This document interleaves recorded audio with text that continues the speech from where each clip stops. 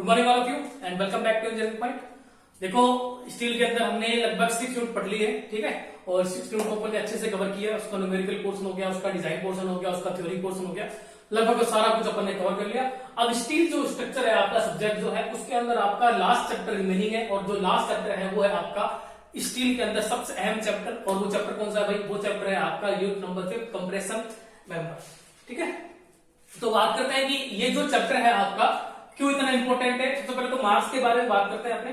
देखो ये जो चैप्टर है आपका मिनिमम पूछा जा सकता है आपका 12 मार्क्स का, और ये मैक्सिमम टू मैक्सिमम 24 मार्क्स तक का भी ये जा सकता है, ठीक है।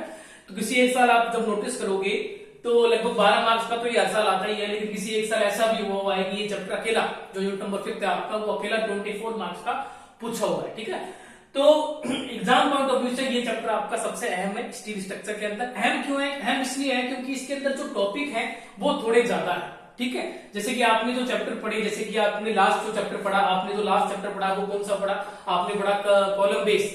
तो जनरली कॉलम बेस के अंदर अपन को दो ही क्वेश्चन पढ़ने थे, एक अपन को स्लैब बेस पढ़ना था और एक अपन को गसेट बेस पढ़ना था। और उसकी जो डिजाइन है वो भी सिंपल है, इतना डिजाइन में भी कोई ज्यादा कुछ डिफरेंस है नहीं, ठीक है। और थ्योरी पोर्शन के अंदर जैसा मैंने आपको बताया कि जो कॉलम बेस है स्लैब बेस पूछ लेगा या वो डिजाइन बेस गसेट बेस पूछ लेगा, उसी की थ्योरी आपसे पूछ जाएगी, उसी की आपको डिजाइन पूछ ले जाती है, ठीक है।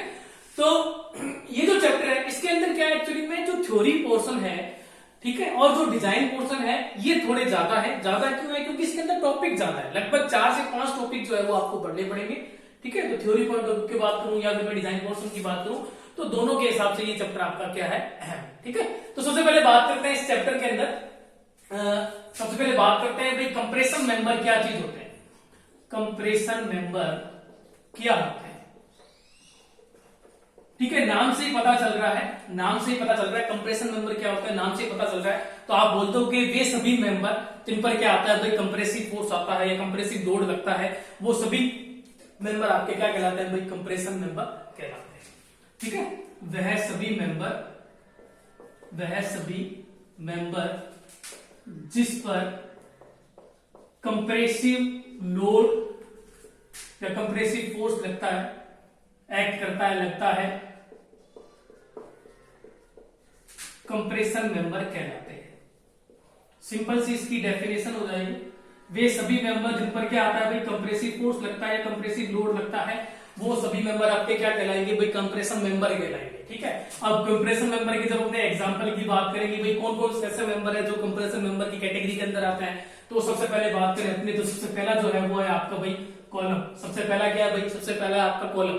कॉलम को आपने नोटिस किया होगा, कॉलम एक वर्टिकल मेंबर होता है, उसमें जो हमेशा जो लोड लगता है वो कौन सा लोड लगता है भाई? कंप्रेसिव लोड लगता है। तो कॉलम एक कंप्रेशन मेंबर है। नेक्स्ट की बात करें तो नेक्स्ट है भाई आपका स्ट्रट। स्ट्रट जो है वो भी आपका कंप्रेशन मेंबर है। मैंने आपको बताया था कॉलम और स्ट्रट में मेन डिफरेंस ये होता है कि दोनों कंप्रेशन मेंबर होते हैं, लेकिन जो कॉलम होता है वो हमेशा वर्टिकल पोजीशन में होता है, लेकिन जो स्ट्रट होता है वर्टिकल के साथ में इंक्लाइंड या किसी एक एंगल में किसी पर भी फिक्स हो सकता है। और बात करें तो लेसिंग भी आपका किस कैटेगरी के अंदर आएगा भाई? लेसिंग भी आपका कंप्रेशन मेंबर की कैटेगरी के अंदर आएगा। और बात करें तो हो गया आपका स्टेंचिंग हो गया, ठीक है ना। तो ये सभी मेंबर जो है वो सभी मेंबर आपकी कौन सी कैटेगरी के अंदर आएंगे? ये सभी मेंबर आपके कंप्रेशन मेंबर की कैटेगरी के अंदर आएंगे, ठीक है। लास्ट चैप्टर है आपका स्टील स्ट्रक्चर का, और लगभग ये चैप्टर मान के चलो कि 8 से 10 लेक्चर इसके बढ़ेंगे आराम से थोड़ा, ठीक है ना। तो इतना लंबा चल जाएगा ये हमारा चैप्टर। और जैसे कि मैं बात करूं इसके अंदर क्या क्या चीज पढ़ना है तो वो बता देता हूँ अभी, है ना, क्या क्या चीज अपन को पढ़नी है, क्या क्या चीज अपन को नहीं पढ़नी है। तो उससे पहले बात करते हैं भाई कंप्रेशन मेंबर किसको कहते हैं? वे सभी मेंबर्स पर कंप्रेसिव लोड लगता है, कंप्रेसिव फोर्स एक्ट करता है, वो कंप्रेशन मेंबर कहलाते हैं। एग्जांपल की बात करें तो कॉलम आपका कंप्रेशन मेंबर है, स्ट्रट आपका कंप्रेशन मेंबर है, लेसिंग आपका कंप्रेशन मेंबर है, और स्टेंचिंग जो है वो भी आपका क्या है भाई? कंप्रेशन मेंबर है, ठीक है। चलिए बात करते हैं भाई कॉलम, तो पता ही आपको वर्टिकल मेंबर होता है, ठीक है। स्ट्रट जो होता है वर्टिकल के साथ में इंक्लाइंड पोजीशन पर भी हो सकता है। लेसिंग की बात करें तो मैंने जैसे आपको बताया था कि भाई जो आपके ये जो मोबाइल के टावर्स होते हैं या अदर जो भी टावर्स होते हैं उसके अंदर जो वर्टिकल मेंबर होते हैं उनको छोड़ के जो इंक्लाइंड मेंबर होते हैं, जैसे कि मैंने आपको बताया था, ये जो इंक्लाइंड मेंबर होते हैं वो सभी आपके क्या कहलाते हैं भाई? लेसिंग कहलाते हैं, ठीक है। इसमें एक हॉरिजॉन्टल मेंबर भी होते हैं, उसे अपने बैटन कहते हैं, एक्सटेंशन हो गया, ये सारे जो है वो आपके क्या होते हैं भाई? कंप्रेशन मेंबर की कैटेगरी के अंदर आते हैं, ठीक है। चलिए अब बात करते हैं हैं कि भाई इस चैप्टर के अंदर हमें एक्चुअली में क्या पढ़ना है क्या नहीं पढ़ना। ठीक है, देखो इस चैप्टर के अंदर कौन कौन से टॉपिक अपन को पढ़ना है। देखो सबसे पहले तो आपको पढ़ना है कॉलम। भाई जैसे आपने देख लिया कंपैरिजन नंबर में कॉलम होता है, तो कॉलम के बारे में आपको पढ़ना है। अब कॉलम के अंदर क्या है भाई, कॉलम के अंदर मान के चलो आपको दो प्रकार की डिजाइन पढ़नी है। कितने प्रकार की डिजाइन पढ़नी है भाई, दो प्रकार की डिजाइन पढ़नी है। एक डिजाइन आपको पढ़नी है जिसमें जो लोड होगा वो क्या होगा भाई, गिवन होगा। एक आपको डिजाइन पढ़नी है कॉलम की जिसके अंदर जो लोड होगा वो आपको गिवन होगा। आपको कह देगा कि भाई ये कॉलम है, उसके ऊपर इतना लोड आ रहा है, 1000 किलोमीटर का, 1500 किलोमीटर का, 2000 किलोमीटर का, जो भी लोड है वो इतना लोड आ रहा है, तो कॉलम की डिजाइन कीजिए। तो कॉलम की डिजाइन करने का मतलब क्या हो गया कि भाई आपको किसी एक कॉलम की डिजाइन करनी है, उसमें इतना लोड आ रहा है, तो आप क्या करोगे, आप कॉलम चूज करोगे, आप कॉलम प्रोवाइड करोगे। और जैसा मैंने आपको बताया था कॉलम जो होता है वर्टिकल मेंबर होता है, तो उसके अंदर अपन को ऐसी बीम चाहिए होती है तो थोड़ी क्या हैवी हो। तो लगभग जैसे मैंने आपको बताया था ISHB हम प्रोवाइड करते हैं किसके केस में, कॉलम के केस में, या WB प्रोवाइड करते हैं। ठीक है, तो उस कंडीशन में आपको क्या होगा, लोड का मान गिवन होगा, तो आप क्या करोगे, ISHB या जो भी कॉलम है वो आप प्रोवाइड करोगे, जो भी बीम है वो आप प्रोवाइड करोगे। फिर आप उस बीम को सेफ बनाओगे, या उसका सिलेंडरनेस रेशियो निकालोगे, उसका डिजाइन का जो भी क्राइटेरिया वो आप निकालोगे। उसके बाद में आप इस कॉलम के लिए जो भी आपने प्रोवाइड किया है उसकी आप स्ट्रेंथ निकालोगे। स्ट्रेंथ निकालने का मतलब हो गया कि उसमें कितना लोड वो ले सकता है, और वो लोड जो क्वेश्चन में गिवन लोड है उससे ज्यादा आ रहा हो या उसके जो लोड सिमिलर आ रहा हो, तो उस कंडीशन में आपका वो कॉलम सेफ माना जाएगा। ठीक है, तो कॉलम के अंदर पहला जो टॉपिक पढ़ना है आपको, उसमें वो पढ़ना है जब कॉलम जो लोड है वो आपको क्या हो, गिवन हो। तो उस कंडीशन में अपन आगे बढ़ेंगे डिजाइन के अंदर कि भाई कैसे क्या करना है, बस अभी तो मैं आपको बता रहा हूं। एक आपको कॉलम की डिजाइन पढ़नी है जिसके अंदर क्या होगा, लोड जो है वो आपको कैलकुलेट करना पड़ेगा। नेक्स्ट जो आपको डिजाइन पढ़नी है उसके अंदर लोड आपको कैलकुलेट करना पड़ेगा। उसके अंदर क्या होगा, इसके अंदर आपको ऑलरेडी कॉलम दे रखा होगा, कह देगा कि भाई इंडियन स्टैंडर्ड हैवी बीम 350/661.2 ये आपका कॉलम है, इस पर आप क्या कीजिए, इसकी डिजाइन कीजिए। ठीक है, तो ये कॉलम है तो उसकी डिजाइन करनी है, तो अपन को ये निकालना पड़ेगा कि वो कितना लोड लेने के काबिल है, कितना नहीं है। ठीक है, तो सबसे जो पहला टॉपिक जो आपको पढ़ना है वो आपको पढ़ना है कॉलम। और कॉलम के अंदर जैसा मैंने आपको बताया दो प्रकार की डिजाइन पढ़नी है, लोड गिवन होगा वो पढ़ना है, तो लोड दूसरे में आपको कैलकुलेट भी करना पड़ सकता है। ठीक है, फिर आपको क्या पढ़ना है भाई, आपको पढ़ना है स्ट्रक। स्ट्रक के बारे में पढ़ना है। स्ट्रक का आपको क्वेश्चन पूछा हुआ, जैसे मैंने आपको बताया था कि यूनिट नंबर जो 6 है उसके अंदर स्ट्रक का क्वेश्चन छपा हुआ है, लेकिन एक्चुअली वो यूनिट नंबर 6 का है। तो स्ट्रक का आपको डिजाइन पढ़नी है। ठीक है, इसके अलावा आपको पढ़ना है बिल्टअप मेंबर। बिल्टअप मेंबर जो है उसके बारे में बताया। बिल्टअप मेंबर को मैं पहले भी बता चुका हूं, जब एक सिंगल स्ट्रक्चर जो होता है, यानी कोई सिंगल बीम है आपकी, जब वो लोड देने के काबिल नहीं होती, तो उस कंडीशन में अपन क्या करते हैं, दो या दो बीमों को पास पास ले लेते हैं, दोनों को साथ में यूज करते हैं, तो उसको अपने बिल्टअप मेंबर कहते हैं। ये लेसिंग हो गया, ये आपका बैटन हो गया, ये सारे बिल्टअप मेंबर के एग्जाम्पल है। ठीक है ना, इसके बारे में आपको पढ़ना है। फिर आपको इस चैप्टर का जो इंपॉर्टेंट पोर्शन है वो आपको पढ़ना है, वो है भाई आपका लेसिंग। वो क्या है भाई, वो है आपका लेसिंग। और लेसिंग के अंदर आपको थ्योरी पोर्शन तो पढ़ना ही है। लेसिंग के अंदर तुम्हें थ्योरी पोर्शन पढ़ना है भाई। सबसे पहले तो लेसिंग क्या होती है, सिंगल लेसिंग क्या होती है, डबल लेसिंग क्या होती है, लेसिंग की डायग्राम पूछ लेता है, सिंगल लेसिंग का डायग्राम बनाएंगे, डबल लेसिंग का डायग्राम बनाएंगे। ठीक है, और साथ में जैसे कि अपन को पता है कि ये हमारा जैसे मान लो कोई स्ट्रक्चर है, ठीक है, ये पहले वर्टिकल खड़ा था, वर्टिकल खड़े होने के बाद में अपन ने क्या कर दिया, इसके अंदर ये ऐसे इंक्लाइंड मेंबर प्रोवाइड कर दिए। तो ये जो इंक्लाइंड मेंबर होते हैं वो आपके लेसिंग के, अब मैं और डिटेल में बताऊंगा। ठीक है, अभी तो ये मैं रफ डायग्राम बनाया है। ठीक है ना, अभी तो ये मैंने क्या है कि एक रफ डायग्राम बनाया है, जैसे कि ये आपका कोई वर्टिकल मेंबर हो गया, और ये आपने क्या कर दिया भाई, इसके अंदर ये इस प्रकार से आपने इंक्लाइंड मेंबर प्रोवाइड कर दिए। तो ये आपका लेसिंग हो गया। अब ये आपको नजर आ रहा है, एक एक प्लेट नजर आ रही है, तो ये सिंगल लेसिंग है। जब एक दूसरे को ये क्रॉस करेगी तो वो डबल लेसिंग हो जाएगी। ठीक है, तो लेसिंग में सबसे पहले तो आपको थ्योरी पोर्शन पढ़ना है। थ्योरी के अंदर लेसिंग क्या होती है, सिंगल लेसिंग क्या होती है, डबल लेसिंग क्या होती है। फिर उसके बाद में जैसे कि अपन बात करें कि अगर मैं क्या है इस स्ट्रक्चर को डिजाइन करूंगा, इस स्ट्रक्चर को डिजाइन करूंगा जिसके अंदर सबसे पहले तो क्या आ रहा है भाई, कॉलम आ रहा है, कॉलम के बाद में लेसिंग प्रोवाइड हो रही है। तो इसके अंदर क्या हो रहा है, कॉलम है, कॉलम के बाद में लेसिंग है।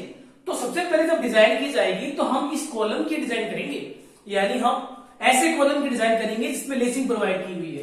तो लेस्ड कॉलम पढ़ना है भाई। क्या पढ़ना है भाई, आपको लेस्ड कॉलम पढ़ना है, इसकी डिजाइन पढ़नी है। फिर आपको लेसिंग की डिजाइन पढ़नी है, लेसिंग की डिजाइन में सिंगल लेसिंग, डबल लेसिंग, ठीक है, वो आपको पढ़ना है। तो ये इस चैप्टर का इंपॉर्टेंट पोर्शन है, लेसिंग वाला। अभी तक जो भी बताया उसके अंदर लेसिंग थोड़ा सा क्या है अपना एग्जाम पॉइंट ऑफ व्यू से इंपॉर्टेंट है। और इसके अंदर जो भी अपन स्टेप पढ़ेंगे ना लेसिंग के जो भी अपन स्टेप पढ़ेंगे आगे, वो स्टेप पूछे जाते हैं, ठीक है। कह देगा कि भाई लेसिंग क्या होती है, सिंगल लेसिंग को समझाइए, या लेसिंग की डिजाइन को समझाइए, डबल लेसिंग को समझाइए, ठीक है ना। तो उस स्थिति में आपको क्या करना है, वो आपको डिजाइन जो है न्यूमेरिकल के लिए तो याद करनी है, साथ में आपको थ्योरी के लिए भी याद करनी है, ठीक है। फिर भैया आपको पढ़ना है भाई पैटर्न, ठीक है। अभी आपने जैसे देख लिया कि भाई ये आपका कॉलम था, इसके अंदर जो इंक्लाइंड मेंबर था वो लेसिंग हो जाएगा, और इसके अंदर जो अपन हॉरिजॉन्टल मेंबर प्रोवाइड करेंगे, ठीक है, वो आपके क्या हो जाएंगे भाई बैटन हो जाएंगे। ये जो हॉरिजॉन्टल मेंबर अपने जो प्रोवाइड करेंगे वो आपके क्या हो जाएंगे भाई बैटन हो जाएंगे। तो बैटन के अंदर भी सबसे पहले किसकी डिजाइन होगी भाई, कॉलम की होगी, तो वो हो गया भाई बैटन कॉलम। क्या हो गया भाई, बैटन कॉलम, ठीक है। फिर अपन को बैटन की थ्योरी भी पढ़नी है और बैटन की डिजाइन भी पढ़नी है, ठीक है। फिर बीच बीच में दो थ्योरी के पोर्शन हो रहे हैं, इफेक्टिव लेंथ क्या होती है कॉलम की, स्लेंडरनेस रेशियो क्या होता है, ऐसे करते करते करते ये चैप्टर थोड़ा सा लंबा चला जाएगा आपका, ठीक है ना। तो मेनली तो क्या है कि भाई ये चैप्टर अपना थोड़ा सा इतना, ये टॉपिक जो है वो अपन को पढ़ना है, ठीक है। कॉलम पढ़ना है, कॉलम में भी दो प्रकार की डिजाइन पढ़नी है, फिर ये थ्योरी पोर्शन पढ़ना है, भाई स्टक के बारे में पढ़ना है, स्लेंडरनेस रेशियो के बारे में पढ़ना है, इफेक्टिव लेंथ जो है उसके बारे में पढ़ना है, बेसिक जो क्वेश्चन है वो पूछ ली जाएंगे, बिल्टअप मेंबर की थ्योरी पूछ ली जाएगी आपसे, लेसिंग की थ्योरी भी तो इंपॉर्टेंट है, इसका डिजाइन भी इंपॉर्टेंट है, लेसिंग की थ्योरी पूछ लेगा आपसे, लेस्ड कॉलम का डिजाइन पूछ लेगा, लेसिंग की डिजाइन पूछ लेगा, फिर न्यूमेरिकल की तो आज की बात है, ठीक है ना। तो थ्योरी के हिसाब से भी इंपॉर्टेंट है लेसिंग, और डिजाइन पोर्शन के हिसाब से भी इंपॉर्टेंट है। बैटन की थ्योरी पूछ लेगा, बैटन कॉलम की डिजाइन पूछ लेगा, या बैटन में उसकी डिजाइन पूछ लेगा। तो इस प्रकार से ये जो चैप्टर है थोड़ा सा क्या है कि थोड़ा लंबा चलने वाला है और इंपॉर्टेंट भी है भाई, ठीक है ना, एग्जाम पॉइंट ऑफ व्यू से। क्योंकि जैसे मैंने आपको बताया किसी एक साल 24 मार्क्स का सिलेक्ट हो रखा है, जैसे कि मान के चलो आप ये चैप्टर छोड़ के चले जाते हो तो 24 मार्क आप पीछे छोड़ के चले जाते हो, ठीक है। वैसे भी एक क्वेश्चन में से दो क्वेश्चन छोड़ना ही है, तो इतना कोई वो नहीं है, आपके ऊपर लोड नहीं है कि भाई करना ही करना है, लेकिन करो तो बढ़िया ही है, चीजें पढ़ी हुई तो काम आती है हमेशा, ठीक है ना। ये चीज हमेशा ध्यान में रखना, ज्यादा पढ़ा हुआ ऐसा नहीं कि आपने कोई चीज ज्यादा पढ़ ली वो काम नहीं आएगा, कभी ना कभी आपको काम नहीं आएगा, लेकिन कम पढ़ा हुआ है उसका नुकसान जरूर मिलेगा आपको। जैसे मान के चलो जैसे कि स्टील है, स्टील के अंदर जैसे मान लो आप सेकंड चैप्टर की बात करूँ आप, ठीक है, सेकंड चैप्टर पढ़ के जा रहे हो तो उसके अंदर जैसे मैंने आपको लगभग 5 टाइप करवाए होंगे न्यूमेरिकल, है ना, 5 टाइप की डिजाइन करवाई होगी मैंने। तो आप जैसे कि 3 ही डिजाइन पढ़ते हो, टाइप 1, टाइप 2, टाइप 3, 3 ही डिजाइन पढ़ते हो, चौथी पांचवी छोड़ के चले जाते हो, ठीक है। और तुम्हारी किस्मत खराब होगी, जो एग्जामिनर है वो जो क्वेश्चन वो सिलेक्ट करेगा, क्या वो टाइप 4 सिलेक्ट कर ले, टाइप 5 सिलेक्ट कर ले। तो मैं यही कहना चाह रहा हूँ कि जो कम पढ़ा हुआ होता है ना वो थोड़ा नुकसान दे सकता है हमें, लेकिन ज्यादा पढ़ा हुआ कभी भी नुकसान नहीं दे सकता। पता ही तुम्हें कि भाई टाइप 3 इंपॉर्टेंट है, उसके अंदर कौन कौन सा टाइप जो भी इंपॉर्टेंट है साथ साथ में बताता रहता हूँ मैं, है ना। तो ये थोड़ा सा ध्यान रखना भी, ठीक है। लो इसका स्क्रीनशॉट, फिर आगे बढ़ते हैं।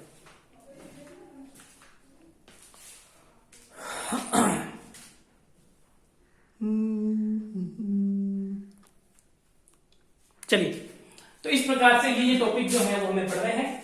तो कंप्रेशन मेंबर की बात होगी, ठीक है ना, ये टॉपिक अपन पढ़ रहे हैं। चलो अपन पढ़ते हैं, सबसे पहले कॉलम के बारे में पढ़ते हैं। कॉलम क्या चीज होती है, कॉलम की बेसिक चीजें अपन पढ़ लेते हैं, फिर थोड़ा सा अपने आगे बढ़े। तो नेक्स्ट जो टॉपिक है भाई हमारा, नेक्स्ट जो टॉपिक है वो है हमारा कॉलम।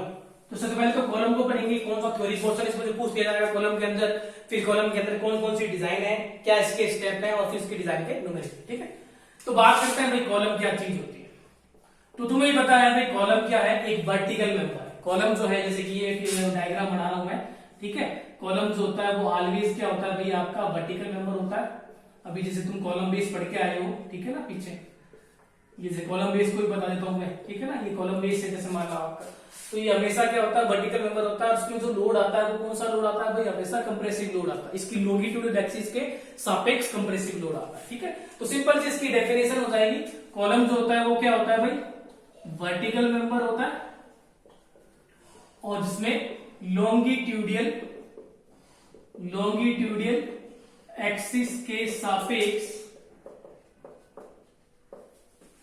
कंप्रेसिव लोड लगता है, वो आपका क्या कहलाता है भाई, कॉलम कहलाता है, ठीक है। एक सिंपल सी डेफिनेशन हो जाएगी। आपसे कोई पूछ ले भाई कॉलम क्या होता है, तो आप लिखोगे स्ट्रक्चर के अंदर वे मेंबर जो वर्टिकल हो गए वे होते हैं, वर्टिकल कंडीशन में होते हैं, वर्टिकल मेंबर जो होते हैं वो कॉलम कहलाते हैं। और ये इसकी एक्सिस होगी, ये होगी लॉन्गिट्यूडल एक्सिस और ये होगी आपके लैटरल एक्सिस। तो इसमें लॉन्गिट्यूडल एक्सिस के सापेक्ष कौन सा लोड आता है भाई, कंप्रेसिव लोड लगता है, तो वो आपका क्या कहलाता है भाई, कॉलम कहलाता है। ठीक है ना। अब जैसे कि अपन ने स्टक भी पढ़ लिया था, तो स्टक तो पता ही, कॉलम और स्टक के अंदर क्या डिफरेंस है बता सकते हो आप। कॉलम जो होता है वर्टिकल में होता है, स्टक जो है वर्टिकल के साथ में इंक्लाइन में भी हो सकता है। ठीक है ना। चलिए आगे बढ़ते हैं, कॉलम के बारे में पढ़ लिया। ठीक है, अब बात करते हैं जैसे कि कॉलम जो होता है, ठीक है ना। कॉलम में भी प्रकार आपको पता ही है, कॉलम के भी शॉर्ट कॉलम है, मीडियम कॉलम है, लॉन्ग कॉलम है, इतना डिटेल में तुमको पढ़ना भी नहीं है, और वैसे भी तुम पढ़ के आ चुके हो भैया। आरसीसी के अंदर तुमने पढ़ लिया शॉर्ट कॉलम क्या होता है, मीडियम कॉलम क्या होता है, लॉन्ग कॉलम होता है। शॉर्ट कॉलम किसमें फेल हो रहा है, कर्सिंग के अंदर, लॉन्ग कॉलम किसमें फेल हो रहा है, बकलिंग के अंदर हो रहा है। ठीक है ना, यहाँ लिख देता हूं मैं, जो शॉर्ट कॉलम है, शॉर्ट कॉलम जो है वो तो आपका कर्सिंग जो होता है उसके अंदर फेल होता है, और जो आपका लॉन्ग कॉलम जो होता है, जो लॉन्ग कॉलम होता है वो हमारा बकलिंग के अंदर फेल होता है। ठीक है ना। चलिए आगे बढ़ते हैं।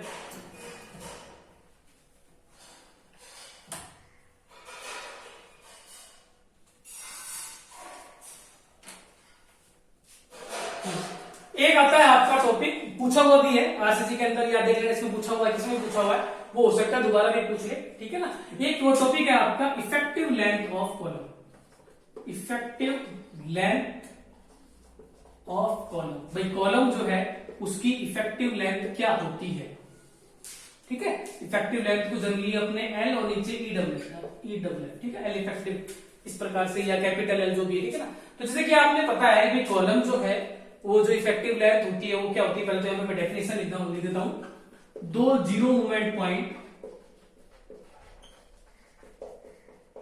दो जीरो मूवमेंट पॉइंट के बीच की दूरी को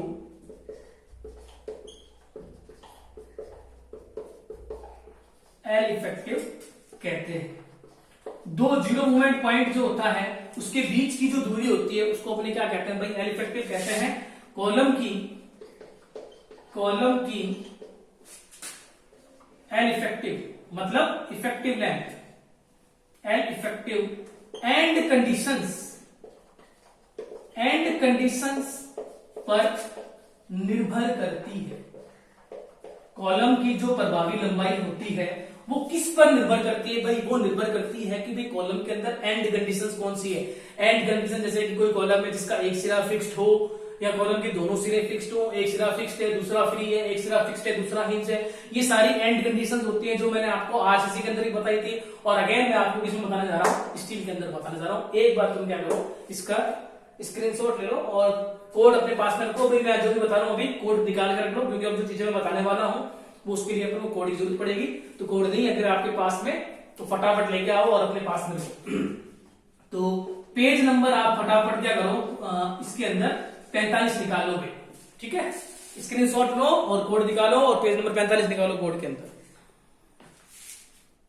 अगर क्वेश्चन आता है कि कॉलम क्या होता है, कॉलम में तो आएगा ही नहीं। ठीक है ना, कॉलम तो ये सिंपल है, तो कोई नहीं आएगा। ये आएगा क्वेश्चन किसका आ सकता है, इसका आ सकता है भी कॉलम की इफेक्टिव लेंथ को समझाइए। तो ये डेफिनेशन लिख देना, दो जीरो मूवमेंट पॉइंट के बीच की दूरी जो होती है वो इफेक्टिव कहलाती है। कॉलम की जो प्रभावी लंबाई होती है वो एंड कंडीशन पर निर्भर करती है। उसके बाद में पेज नंबर जब आप 45 निकालोगे, ठीक है, मेरे पास में कोड है फोन के अंदर, तो मैं फोन के अंदर निकाल देता हूं। जो कोड के अंदर जब आप पेज नंबर 45 निकालोगे उस पर आपको एक टेबल मिलेगी। वो टेबल आपको पूरी की पूरी आपको मेन एग्जाम में और अभी आपने जो नोट्स बना रहे हो तुम उसके अंदर पूरी की पूरी उतारनी है। ठीक है, क्योंकि इसका आंसर वही है। इसका आंसर क्या है भाई, कॉलम की प्रभावी लंबाई, ये डेफिनेशन होगी और वो सारी एंड कंडीशन और साथ में उसका मान जो भी है वो सब आपको लिखना है। Page number 45 table number 11, table number 11। ठीक है भाई, निकालो फटाफट। तो 11 नंबर जब आप जाओगे, 11 नंबर टेबल में जाओगे और पेज नंबर 45 में जाओगे तो वहां पर आपको लगभग कितनी एंड कंडीशन मिलेगी, 6 एंड कंडीशन मिलेगी। लेकिन इन 6 के अंदर जैसे कि आपको पता ही है कि बेसिकली तो हमें 4 ही पूछी जाती है ना। ये जो 2 एक्स्ट्रा है वो इतना इंपॉर्टेंट नहीं है, लेकिन बेसिकली जो है ये 4 ही एंड कंडीशन पूछी जाती है।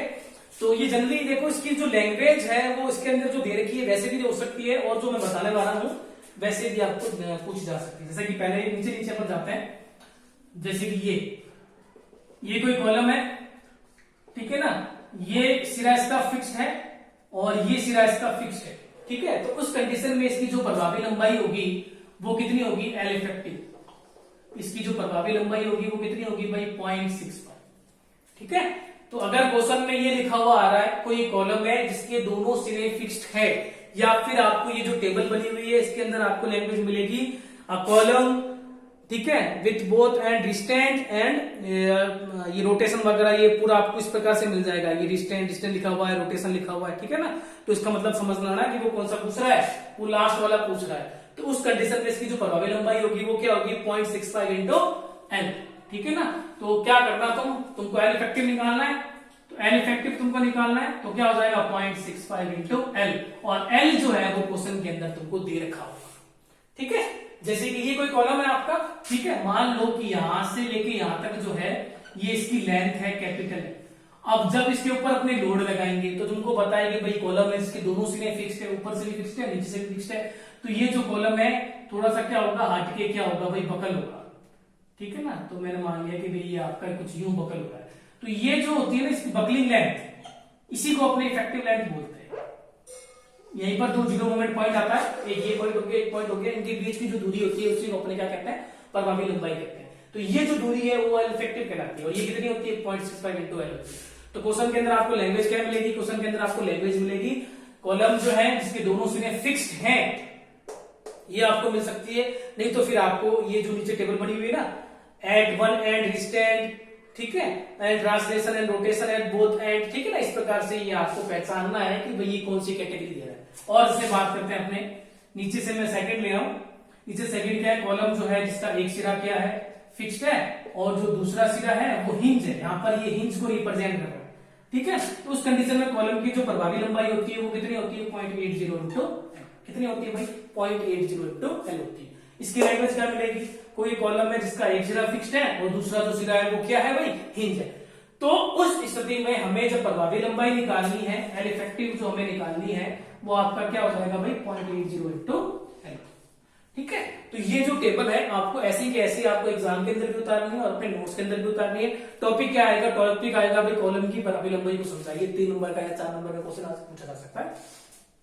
सबसे पहले तो थ्योरी लिख देना, वो जो मैं डेफिनेशन लिख भाई, डेफिनेशन लिखाने के बाद में ये जो टेबल है, टेबल नंबर 11 पेज नंबर 45, ये पूरी की पूरी तुमको मेन एग्जाम में भी और अपनी कॉपी के अंदर उतारनी है, ठीक है, तभी नंबर मिलेंगे, ठीक है ना। तो ये टेबल है पूरी, तो मैं यहाँ पे लिख नहीं रहा क्योंकि है तुम्हारे पास में बोर्ड, बेसिक वैसे उतारनी है, ठीक है।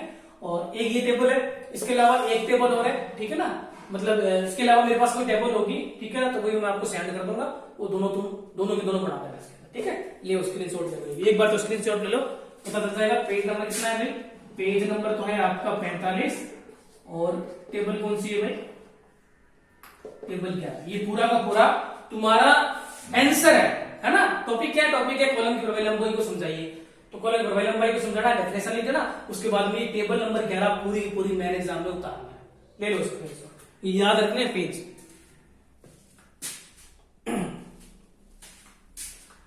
ठीक है।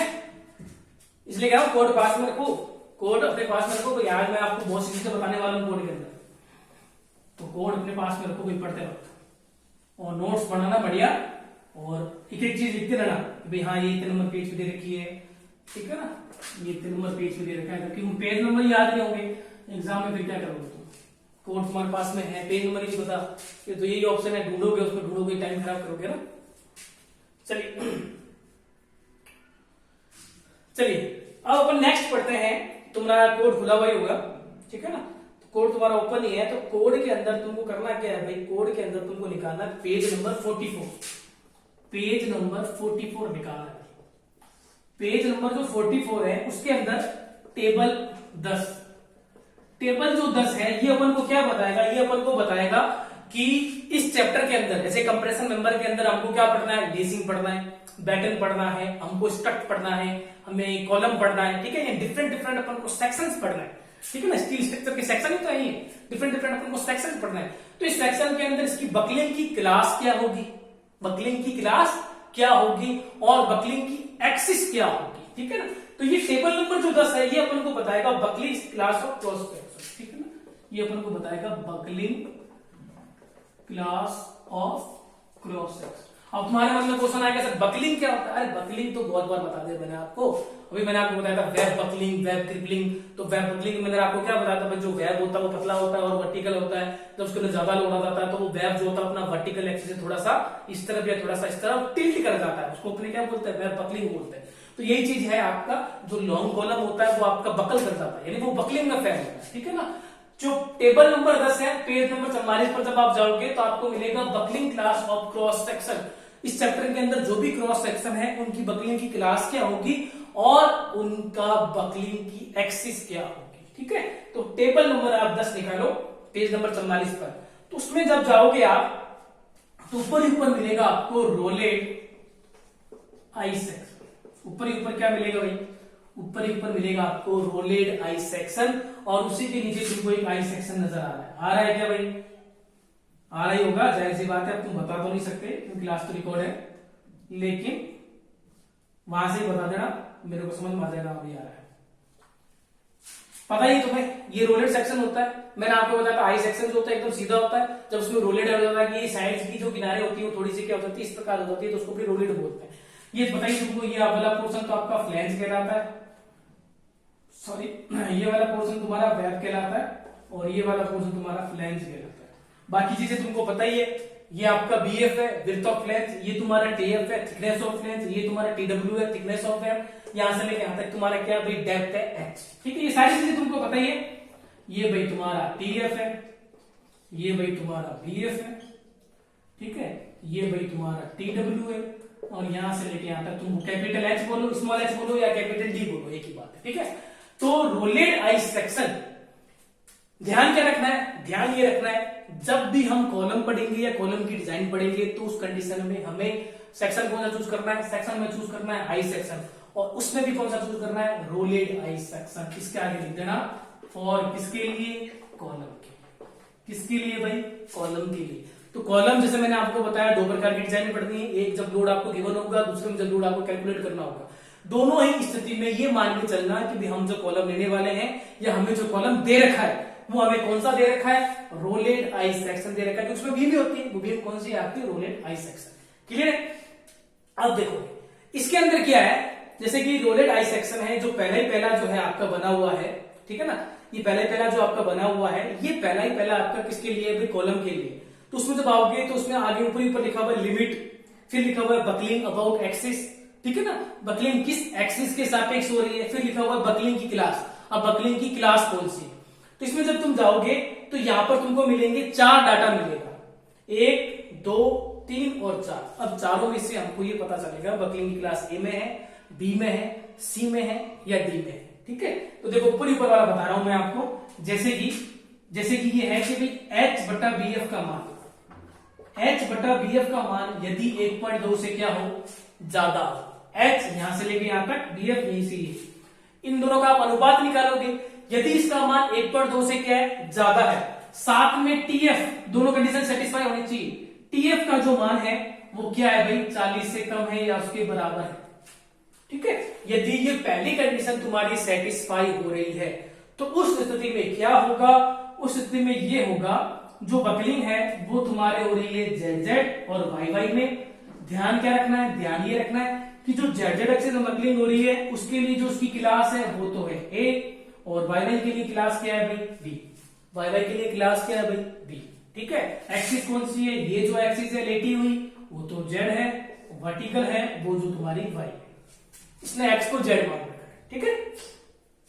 क्लियर हो गया, यानी तुमको करना क्या है, एच बटा बी एफ का मान देखना है, ठीक है, एच बटा बी एफ का मान 1.2 से ज्यादा होना चाहिए और टी एफ का मान, ये दोनों कंडीशन है, ये एक ही कंडीशन है, ये सेटिस्फाई होनी चाहिए, सेटिस्फाई होगी तो बकलिंग होगी जेड में और वाई में। जेड की क्लास कौन सी होगी, ए, और वाई की क्लास कौन सी होगी, बी। अगर ये पहली कंडीशन सेटिस्फाई नहीं हो रही, ठीक है, यानी टीएफ का मान 40 से क्या है, कम या ज्यादा, कम नहीं आ रहा है, उसके बराबर भी नहीं आ रहा, और यदि टीएफ का मान जो है वो आ रहा है आपके 40 से 100 के बीच में, दूसरी कंडीशन देखो जस्ट उसके नीचे, 40 से 100 के बीच में, 40 से तो बड़ा और 100 से छोटा, तो उस कंडीशन में जो जेड बकलिंग होगी उसकी जो क्लास होगी वो तो होगी बी, और जो वाई में बकलिंग होगी उसकी क्लास क्या होगी, सी होगी। यानी ये जो टेबल है ये आपको क्या बताएगी, ये आपको बताएगी buckling class of cross section, जो भी क्रॉस सेक्शन है उसकी बकलिंग की क्लास बताएगी कि बकलिंग की क्लास ए है, बकलिंग की क्लास बी है, सी है या डी है। तो ये मैंने दो डाटा जो है वो तुमको देखकर बताने की कोशिश की है कि इस प्रकार से हमें चूज करना है। उसके जस्ट नीचे एच बटा बी एफ का मान यदि 1.2 से ज्यादा की जगह 1.2 से क्या है, कम है, ठीक है ना। ये जब मैं क्वेश्चन कराऊंगा मैं और अच्छे से बताऊंगा आपको, ठीक है ना। तो उस प्रकार से ध्यान क्या रखना है, ध्यान ये रखना है कि जो रोलेड आई सेक्शन है ये हमें यूज करना है कॉलम के लिए, ठीक है। इतना आ गया समझ में। अब आगे देखते हैं। एक तो हमारी इसकी जरूरत पड़ेगी, ये जो टेबल है ना, ये जो टेबल है 44, टेबल नंबर 10 पेज नंबर 44, इस पर अपन को एक तो जरूरत पड़ेगी किसकी, एक तो जरूरत पड़ेगी अपन को रोलेड आई सेक्शन की। पेंसिल से इसके पास में लिख देना 4 कॉलम, ठीक है। फिर अपन को जरूरत पड़ेगी भाई किसकी, फिर अपन को जरूरत पड़ेगी चैनल के लिए, एंगल के लिए, ठीक है, टी सेक्शन के लिए, सॉलिड सेक्शन के लिए, ठीक है। जब तुम इसमें जाओगे तो यहाँ पे लिखा हुआ है बकलिंग किस एक्सिस में होगी, एनी का मतलब किसी भी एक्सिस में हो सकती है, लेकिन क्लास कौन सी होगी, क्लास इंपॉर्टेंट है, बकलिंग की क्लास कौन सी होगी, सी, ठीक है। फिर नीचे नीचे है आपका built up member, built up member, built up member ये सारे आ जाते हैं, लेसिंग, बैटिंग, स्ट्रक वगैरह ना, ये सारे इसके अंदर आ जाते हैं। लेसिंग, पेंसिल से लिख देना, लेसिंग हो जाएगा, बैटन हो जाएगा, ठीक है। ये सब अपने बिल्ट अप मेंबर के अंदर आएंगे। जब तुम इसके अंदर जाओगे तो यहाँ पे लिखा हो बकलिंग की क्लास कौन सी होगी, सी, ठीक है ना। तो ये चीजें अपन को ध्यान में रखनी है। तो करना क्या है, तुम्हें करना क्या है, सुन लो भाई, करना क्या है।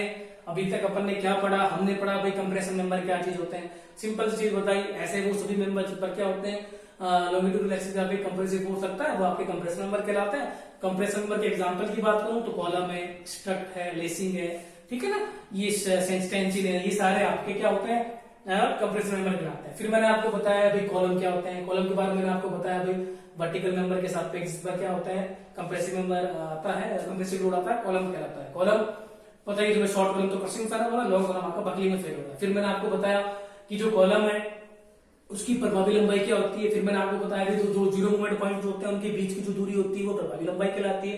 प्रभावी लंबाई के लिए पेज नंबर जाना 45 पर, वो जो टेबल बनी हुई है पूरी की पूरी टेबल आपको एग्जाम के अंदर उतारनी है, अपने नोट्स में उतारनी है, ठीक है।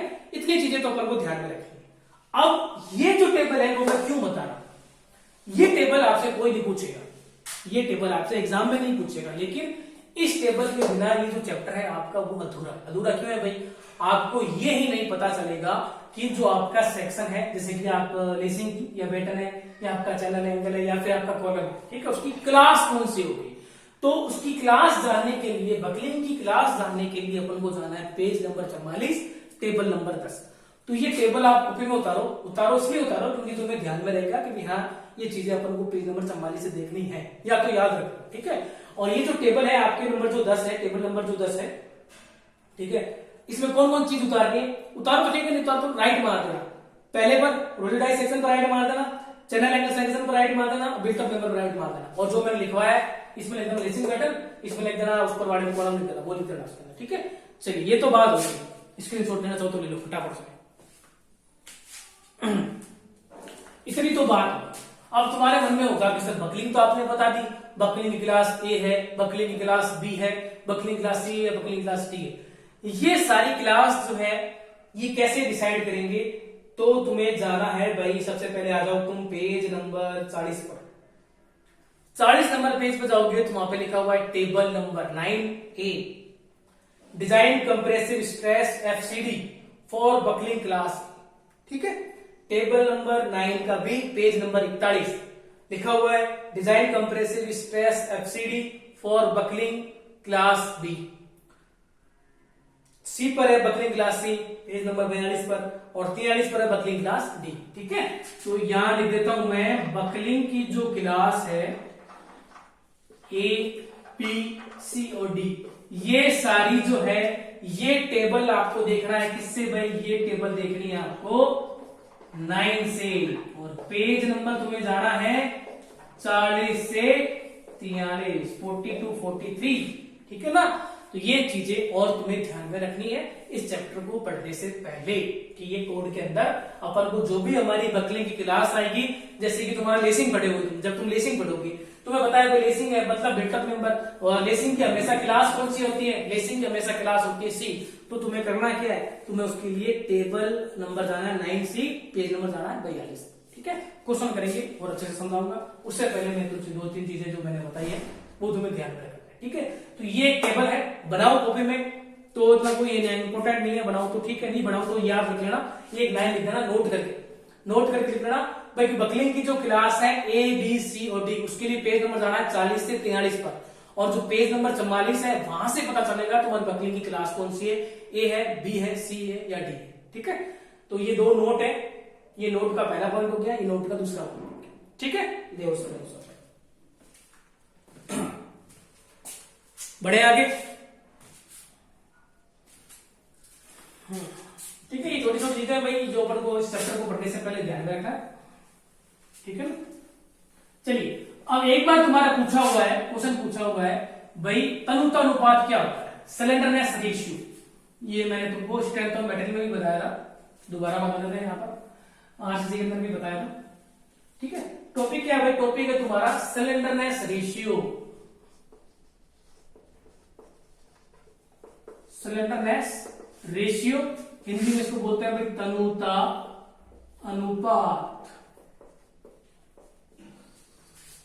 तनुता जो अनुपात है, स्लेंडरनेस जो रेशियो है, इसे अपन रिप्रेजेंट करते हैं भाई लैम्डा से। किससे रिप्रेजेंट करते हैं भाई, लैम्डा से रिप्रेजेंट करते हैं। फॉर्मूला क्या होता है, फॉर्मूला होता है कॉलम की प्रभावी लंबाई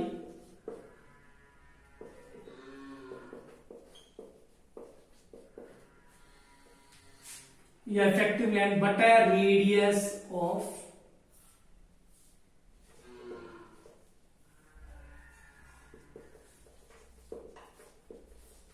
जायरेशन।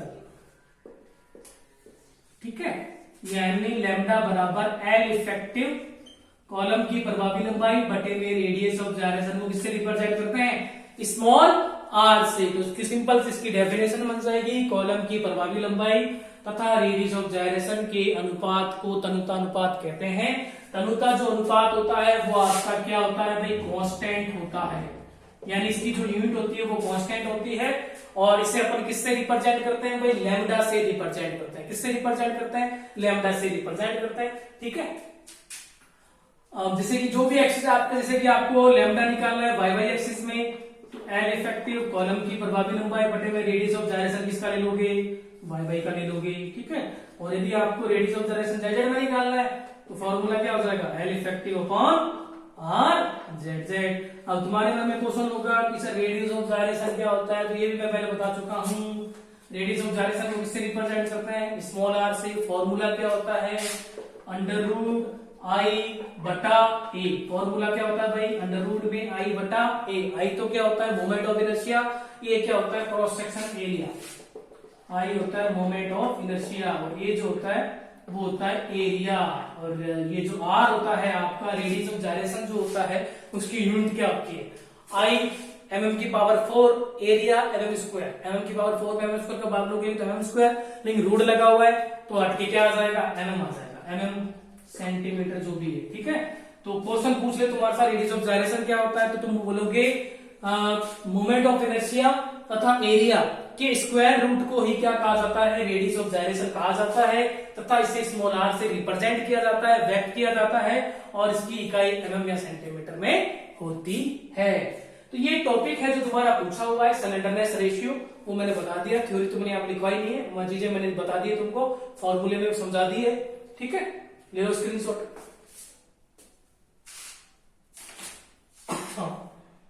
स्क्रीनशॉट ले लो भाई। ठीक है,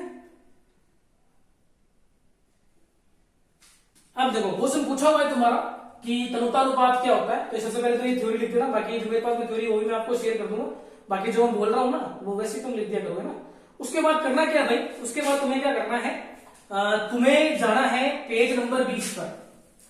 पेज नंबर कितने पर जाना है भाई, तुम्हें जाना है पेज नंबर 20 पर, तुम्हें जाना है पेज नंबर 20 पर, और वहां पर दे रखा है भाई तुमको टेबल नंबर 3, टेबल 3। जो टेबल 3 है ये क्या बता रहा है, ये बता रहा है कि आपको स्लेंडरनेस रेशियो कितना होगा अलग अलग जो भी कंडीशन है उसके लिए। जैसे कि पहला कह रहा है a member carrying compressive load resulting from dead load and impose load, यानी ये ऐसा कहना चाह रहा है कोई ऐसा मेंबर है जिस पर कंप्रेसिव लोड आ रहा हो और साथ में उस पर सिर्फ 2 ही लोड आ रहे हैं, डेड लोड और इम्पोज लोड मतलब लाइव लोड, तो उस कंडीशन में स्लेंडरनेस रेशियो कितना होगा, तो 180 होगा।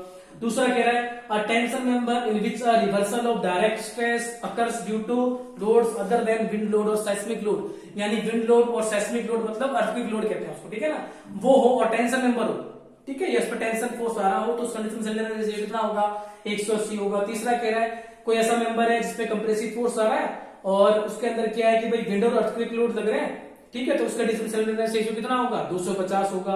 अगला क्या कह रहा है कोई बीम है, ठीक है, उसके अंदर लेटरल बकलिंग हो रही है, टॉर्सनल बकलिंग हो रही है कंप्रेशन फ्लैंज के अंदर, तो उसका स्लेंडरनेस रेशियो कितना होगा, 300 होगा। तो टॉपिक क्या है भाई, टॉपिक है स्लेंडरनेस रेशियो।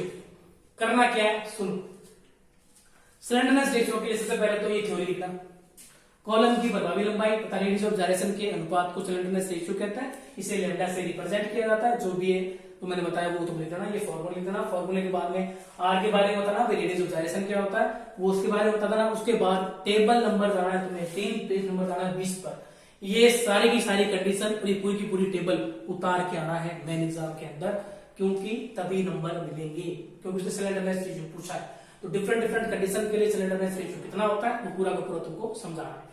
तो टेबल नंबर 3 पेज नंबर 20 पे जो बना हुआ है पूरा का पूरा उतार देना, ठीक है। तो आज इतना ही पढ़े। आज के लेक्चर के अंदर मैंने आपको 2-3 चीजें बताई है जो आपके एग्जाम के अंदर इंपॉर्टेंट है। एक तो मैंने कॉलम की प्रभावी लंबाई बताई है, भाई पूछा हुआ क्वेश्चन है, ठीक है, पेज नंबर 45 पे चले जाना। दूसरा स्लेंडरनेस रेशियो पूछा हुआ क्वेश्चन है, पेज नंबर 20 पे चले जाना, टेबल नंबर 3। बाकी बेसिक चीजें तुम्हें बताइए, भाई कॉलम क्या होता है, कॉलम के लिए बकलिंग क्लास क्या होगी, वो क्लास ABCD कितने नंबर पेज पर है, पेज नंबर है 40, 41, 42, 43, 44 नंबर पेज से पता क्या चलेगा, बकलिंग क्लास पता चलेगा, ठीक है। पेज नंबर 45, पेज नंबर 45 पर क्या था भूल गया, पेज नंबर 45 पर क्या था,